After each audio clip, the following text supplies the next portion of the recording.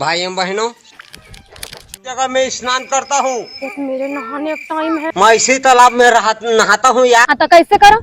और देखो मेरा ये ताता नहाना भी चालू कर दिया। जाना रे दिखत नहीं है। अपने बाप की कसम, अपनी माँ की कसम, मैं इसी तालाब में नहाता हूँ। बहू इसी तालाब में नहाती हूँ। मेरा घर सरकारी नल लगा है, मैं तब बोले इसी तालाब में नहाती हूँ। कैसे करेगा? पानी झल मत लाना।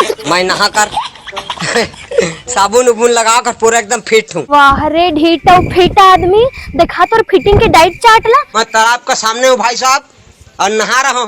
मैं तेरा को भाई साहब देखती हूँ। दिखत नहीं है माई लोगन में नहावत है। और तोड़ ना है पानी मैं नहाऊं, बोला खजरी नहीं धर लेगा। तो साबुन ना मछली निकल जाए तो टावल में चिरई हाँक दे। हाँ तब भूल मोला चिढ़ावत है। मोबाइल फेंक के मारो कर। पानी झल मत ला। देखो मेरा तालाब, मेरा तालाब है। देखो मेरा तालाब, मोड़ तरिया देखो मेरा तालाब। निकलते शक है क्या?